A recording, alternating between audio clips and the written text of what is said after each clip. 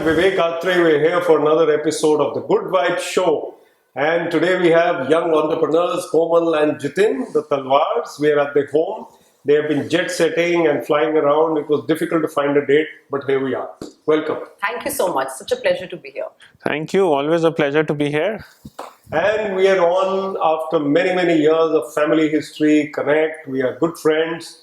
And of course, I've been a senior. But Jitin, can you start with the story of how we first met? Oh yeah. So I was in PEC and you were director tourism and director IT in Chandigarh. And we had this PEC fest which we were organizing. And suddenly I call him at night saying, "Sir, kuch log andar ho gaye, unko bahar nikalwana padega." So we'd sent some of our juniors onto the city to put some charts on promoting PEC fest, and the police came and picked them up. So administration was supporting. So we called him at night, 3 a.m. I don't know what he was doing at that time, but I'm sure he was sleeping. And he says, "Chalo, main kuch karta hu." No, I didn't say anything. I always want to hear this story from you, even though I remember it also. And Komal, family history is so long back that I don't even know when I first but met I think you. it's less dramatic than Jitin's introduction, for sure. Yeah, we've had great connects. But let's come to the moot point. How did you meet each other first? So I think it's destiny. I always think that marriages and friendships, long friendships, are so much destined, right? I started believing more and more in destiny now. We both were living in different cities. We both happened to come back to Chandigarh at the same time. And I think within a few days of our coming together, like he was coming back from Kerala, I was coming back from Mumbai. And we met at a common friends party and became best of friends. Dated for maybe 5 years plus. 6. And then decided to tie the knot. So I think it was a beautiful friendship that turned into a marriage, and then into a business relationship also. So I'll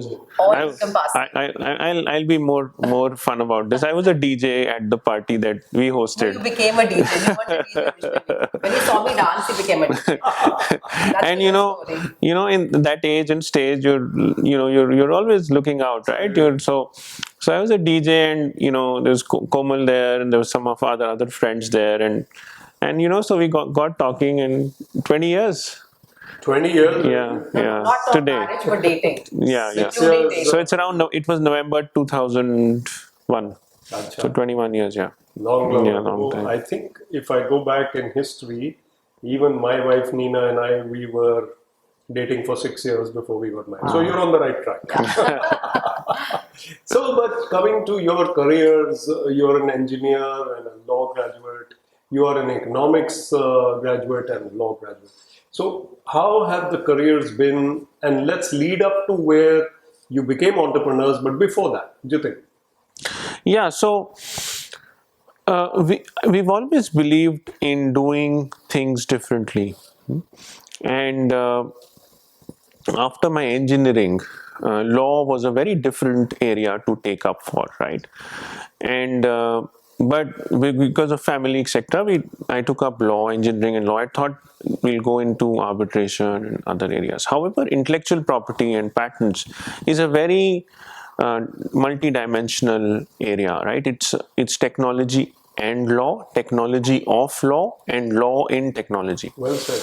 So when there is convergence, there's always you're combining two areas of your skill together, and that brings less competition and more growth. So one of my friends used to say, if you know more and more about less and less, you become really rich. So we worked on that, combined law and technology, and that's where patents is. वकीलों को ये पता नहीं होता कि engineers का काम है, इंजीनियर्स को ये पता नहीं होता कि वकीलों का काम है, and that led into one knows both of them. Thereafter we brought in AI, right? Law, technology, AI, and the convergence of all of that. That leads us to now being experts in an area where there are very few people who are experts or who can call themselves experts, but we are kind of leading the world in as far as that's concerned. So Komal, when you met, it was obviously one-on-one, but then your careers also converged, and now you became entrepreneurs and you've got this great idea, and as Jitin says, you are one of the few in the world who's into this core area of IPRs. and the technology which you use. So how did that develop? And how did the marriage take place and the business take place at the same time almost? Yeah, that's a difficult question, but I'll try and answer it to the best of my abilities. So when we met, I just finished my law degree, and Jitin was already practicing in the High Court. For me, again, I think it was coming together of some very renowned IP lawyers at that time in India who were very dear family friends. And I was on that verge of, okay, so I'm getting married into a family of lawyers, right? And three of them are very well, I mean, of course, his parents are very accomplished lawyers. And for me, it was like, how do I build my own niche within the family, right? And not just converge into what the family is doing. And as Jitin said, IP had just started to really come up in India. And I happened to meet these mentors who are top IP lawyers. And I met them a couple of days and they said, you know what, don't think of any general law, go into IP. And it's actually a typical garage story where I started with $1,000 investment from my parents' house. I remember sitting just on one laptop. I was looking at a Facebook story about 13 years ago when they started with me, an assistant and just a laptop. And I think it was the call of it was the need of the hour. Yeah. I think that business had to eventually grow in India. I think we were at the right place at the right time. And it was just, I think that thing of that, let's start something new. Why go into what everybody's doing? Let's dive into something new. And I think because we were both so professionally qualified and we had the backing of degrees, we said, okay, fine. So I told my parents very clearly, give me a year, to start this. If I fail, I can always go back and practice in the High Court or do the regular stuff. You mentioned your parents, very illustrious parents as well, both of you. Now you are parents. So what is it from there that you feel really helped you in your careers? I think we were raised like boys. My sister and I were raised like boys. There was no one, absolutely never in the house were we told that we can't do something. It was always about financial independence. It was about the value of education. It was also a lot of independence we were given when really girls were not independent. I remember at the age of 13, we both flew down, back from the US alone on a trip because our parents extended a vacation. I lived in France at the age of 13. I went to an international school that gave me a lot of diverse viewpoints. It gave me a lot of adaptation skills, I think, which really also helps in business later. So I think it was just the way we were raised, right? We were told that be fearless and marriage is not a choice till you are financially on your own feet. Jitin, the X factor also comes into play. Komal mentioned the upbringing, the education, the qualifications. She also mentioned something which was probably she was thinking of the right venture at the right time. But you also had to bring in something out of your personalities which made you as successful as you are. What? Niyat, intent, Rabbuna no milda, niyat ajina di sachiyan. So if you have the intent, the honesty, the sincerity, then people see that. They can see beyond, what you're saying. So if you have that, people come along and teams come along and people get along with you as you develop an organization. And then second was let go. Create something and then let others take that on, and then you build the next part of the business. So you've got to kind of build organizations, capacity, capability, capital, etc. So as we were in our journey, we were progressing, we had the niyat, the honesty, the sincerity, and the intent was very clear that we are doing things differently, etc. Excellent. Very well said. Komal, this balancing act, now we come to that. I mean, home, work, and homework. But basically, how did you manage and how do you manage being husband and wife? Work in the same venture with clearly defined roles, obviously. Sometimes there must be a clash of personalities also. I think we've kept the clash of personalities really to the minimal so far. So I think we've done a good job there. I wanted to add to two more things as women. I mean, it's very different. For women, it's always, I think the most difficult part of entrepreneurship is the balance, as you rightly put. And I think for that, two things are very important. I think your family support is indispensable as a woman entrepreneur. So I think for both of us, we always took a very conscious choice that we are going to stay in Chandigarh. Like we are both US residents. And I had an L1 visa for 3 years. So I think for me, the clarity was that the kids also have to be brought up in a certain value system. And because both of us are very busy professionally, we travel a lot. The kids have to be grounded, and for them to be grounded, they have to be emotionally happy and they have to be emotionally secure. And I think both of us have also compromised a lot on our own personal lives, right? Like one of us travels at a time, one is always with the children. And they're very blessed to have all the four grandparents in the same city. They have two loving dogs. So I think we are trying to really do our level best to make sure that in this very busy world, emotionally these are grounded children as much as possible, and they're also emotionally secure and happy children. Wonderfully I think the well said. happiness quotient is very important, I think, for children to blossom, either personally or professionally later. And I think one thing that the balance, I think, has really come with the fact that the family has always supported me.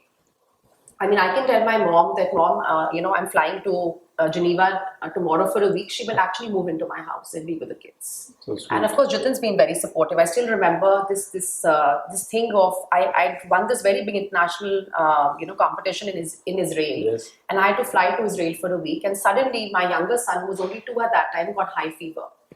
And Jitin actually was in the US at that time, and he said, Komal, you can't miss this opportunity because you have won this, you worked for this, you need to be in Israel. So he actually changed his entire program, flew down to Chandigarh so that he could be with the younger one and I could fly to Israel. Yeah, I remember taking that flight. It was across the world from San Francisco to Delhi at a 35-minute or 40-minute interval. I just booked the tickets and come in. But that was one of an inflection point in as far as our professional growth is concerned. No, but travel. I mean, Komal gave a beautiful answer on balance. But travel, does it get to you at times? Do you wake up in a city wondering when you're groggy, where am I today? What time is what? Does it ever happen that travel gets too much, or have you enjoyed it? The journey is very enjoyable. It brings a perspective. We are all travelers, and if you travel, you're out of your comfort zone. You're exploring. One more thing that I've done is every city that I go to, I pick up a bicycle and explore the local areas. You understand so much perspective. It brings in wisdom. So, life is all about the story that is told between the pages of your passport, is what I believe in. And it helps in keeping those perspectives fresh. So these young Israeli kids who are out of the army training, what they do is 1 year they take off and then they travel across the world. I would definitely encourage that. No, another thing, Jitin, you've been talking about travel, but ultimately raising the kids is about spending time with them, and you have sacrificed that, as Komal also said. So the kids, how are they responding to your being very busy, but yet, sacrificing and taking out time? Are they like, at times when they get emotional, miss you, or are they balance themselves? I think technology has made it easier, definitely, because I think my mom makes fun of me very often. I'm at the World Economic Forum Davos and I'm on a WhatsApp video call with the kids. I think technology has definitely helped to bridge the gap between when you're traveling. I think we are very blessed that both the kids are very emotionally attached to us, and that's, I think, because of the time that we give to them when we are back home. And also we make the kids travel along with us, right? So it's not like we're leaving them behind every time they're traveling. I don't encourage them to travel when they are in a routine, when they're in school, but we make sure they take very long vacations with us. So for example, we were in the US in June for 7 weeks, and then we put them into football camps, and they were in coding camps, and then they were just enjoying the vacation in Florida. So we also do a lot of vacationing together. So I think that also helps you to bridge that gap sometimes when you think it's coming in. And I mean, at least for me, I think I'm so tuned in with them that when I come back after a 6-day trip, I have to sit with them for 2 hours and I know exactly what they're thinking and what they need to be, what needs to be corrected vis-a-vis what is okay in their life. I know that they're into sports a lot as well. Yes. And I know that you both want them to flower in that. Yeah. One into football and the other into cricket. And you both are all-rounders yourself. Maybe at the moment you may not be actively into sport, but as you go into cycling, you're into fitness. Yeah. So that all-round development which you yourself have experienced, you're giving to your kids. Yes. I think that is essential. Yes. So how's it going in terms of bridging this divide or the gap between studies, work for them? And in this era, which is so competitive, how do you plan to raise them in the future? Tough. There's no right question. No, I think right it's answer. again it comes back to the middle class values. This is so important, right? The importance of hard work, the inculcating of middle class values. I remember when COVID happened in March 2020, was it? When the start of the COVID happened, and we were struggling to balance out how people will work from home. How overnight you have to kind of change traditional ways of working. And we used to look at the kids and say, what, they're watching us. They're not just listening to us, they're also watching us, what we are doing. Are we playing this with a straight bat or not? And these are values you're inculcating from them. And then again, as you said, travel with kids, it's so important. It's also when they watch you closely, you form a bond which is important. So one has to stride towards a win-win, and we've tried to balance to create that win-win. I think you said a very important thing just now, that it's not what you say, it's how you are. Yeah. They will emulate Watch you. You will tell them do this, they won't do it. Yeah. But when they watch you doing something, Exactly. they will emulate that. So that is very important for parents to be role models. I think for me, moral values and habits, these are the two things you have to work on as parents. Rest will fall in place. And I think they're very blessed that they will have far more choices than we did, in their life. And I think I'll be okay with whatever they choose. They should be happy and good at what they do. And we can only give them moral values and the right habits. And that's our role as parents. One more thing I've seen is, we'll put the kids to sleep and then we'll go in for a very important meeting online. They might wake up in the middle of the night and see that we are taking a, like an important call, or early morning, So they see that. Yeah, they watch you work hard, and that also they are I think a lot of times I've asked my children sometimes that, I need to travel for this very important thing, but if you say no, I won't travel. And when I come back, they say, no, Mom, we're really proud of what you do. And I think it's just, they see the hard work, they see the perseverance, they see what we do. I think that also moves them in a very different way. And I think for women to also play that role model is very important, because ultimately they're going to have wives who are not going to be probably as accommodating as we were. The things are going to change. So I think the boys have to really learn to see this world change around them. You said and learn wives. to be a part of it. You said wives. I thought you said wives. Well, This is the good vibes Well. show. And it's a very multi-dimensional conversation that we're already having. Yeah. But let's bring in another dimension. So interests outside your work. You mentioned cycling. I know you're a fan of Urdu poetry, couplets. Komal, your interests. So let's bring in some anecdotes or something interesting that you'd like to share with our viewers. Some shade?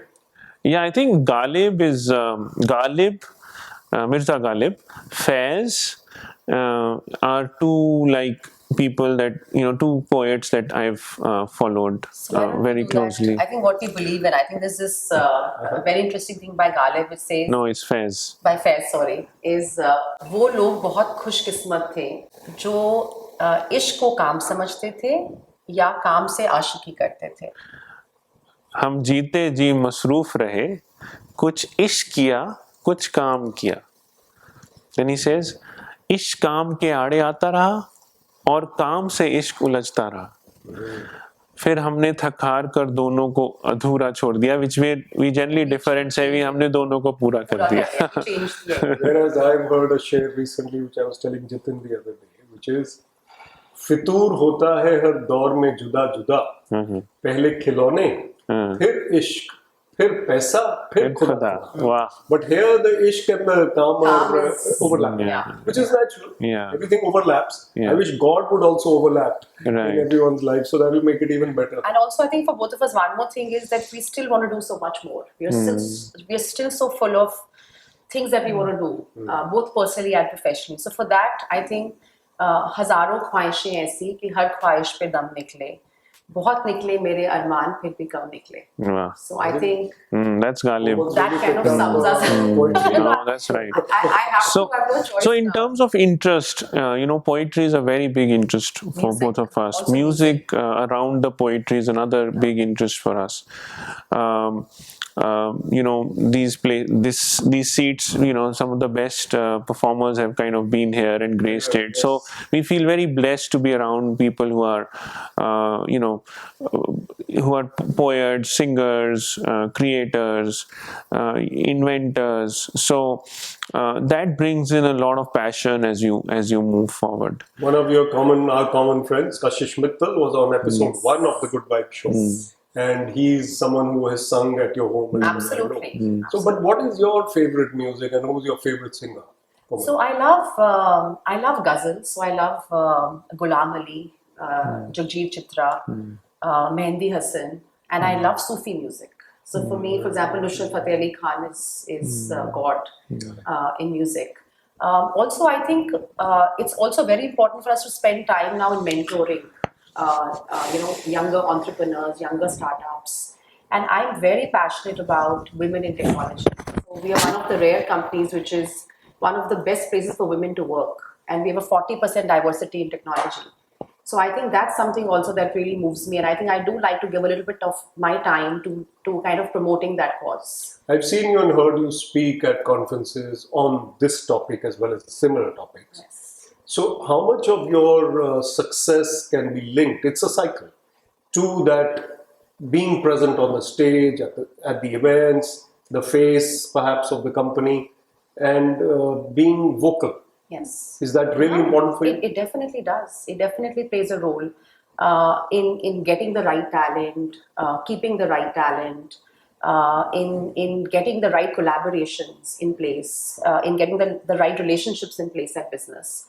And I think one message I always have to women is that please don't say no to opportunities. These are opportunities that come your way. I have been very hesitant sometimes about participating in things which I thought were beyond my reach. I've been at the United Nations, I've been at World Economic Forum, I've been at very big pitch events with a room full of men. But I think what really stood out was that I said, okay, fine, let's try it. What will happen? Ultimately, I'll fail, right? Or I'll make a fool of myself. But then that learning is so important for you to just open up as a person, to open up as a person who has their own personality and is able to take risks and opportunities. And that's what entrepreneurship is all about. So, yeah, I'm going to put Jitin and you in the spot a little bit. Jitin, one question on what should India do to become a better place for business and the youth? And what should the youth do coming forward in the future? Yeah, so it comes back to the same aspects about being secure about who you are. So we as a country, we as a society, and then we as families have to be very secure about giving opportunities to each other. Let people flourish, be a kyari of talent, opportunities, and be secure about what we are as a country. As youth, we have opportunities which are tremendous, but don't look at opportunities across the borders as being opportunities only across the border. They are opportunities which are cross-border, but they are opportunities where you are still Indian and you have a very big impetus from what is here. So leverage the demographic dividend, leverage the opportunities that our country offers to us, leverage the global brand that as a country we've built, and give opportunities to others in a very secure way rather than being insecure. That's my message to men as well, right? When it comes when you come across in your teams diverse skill sets which are which may be women, which may be which may be from other societies. You've got to leverage it. You've got to learn to leverage it. You better learn to leverage it. And be very secure around people who are more talented than you. That will be the sign of success as you move forward. That's a very good point. Komal, your envisioning of the future of India and its youth. I think again, a lot of opportunities, as both a global economy and the way India is doing. But I think again, it's about not always thinking that the opportunities are only abroad. And I think again, for women also, it's a great level playing field right now. There's so much that you can just do sitting at home. And building and scaling up businesses, the kind of investments that India has right now, the kind of funding that companies can get was unheard of 10 years ago. So I think the money is there, the talent is there, the opportunity is there. I think it's about embracing it. It's about also having your niyat and your models right when you're functioning as a business. And I think the scaling up opportunities are huge now. But it's all about what you can make of yourself, your life, and what you can do for the nation also is very important. Beautifully well said. Great thoughts. Jitin, we allow you to close with a shake. Okay, so as I said, Mirza Ghalib, वो उसमें एक है about passion, right? कि रगों में दौड़ते फिरने के हम नहीं कायल, रगों में दौड़ते फिरने के हम नहीं कायल, जो आँख ही से ना टपका तो फिर लहू क्या है? क्या बात है, क्या बात है. What a beautiful one. Thank you so much, Komal. Thank you. Thank you so much. Thank you so much. Lovely conversation. Thanks. Once again, we've had a great show with the Good Vibe Show, and Jitin and Komal have been outstanding. Thank you. Thank you. Thank you.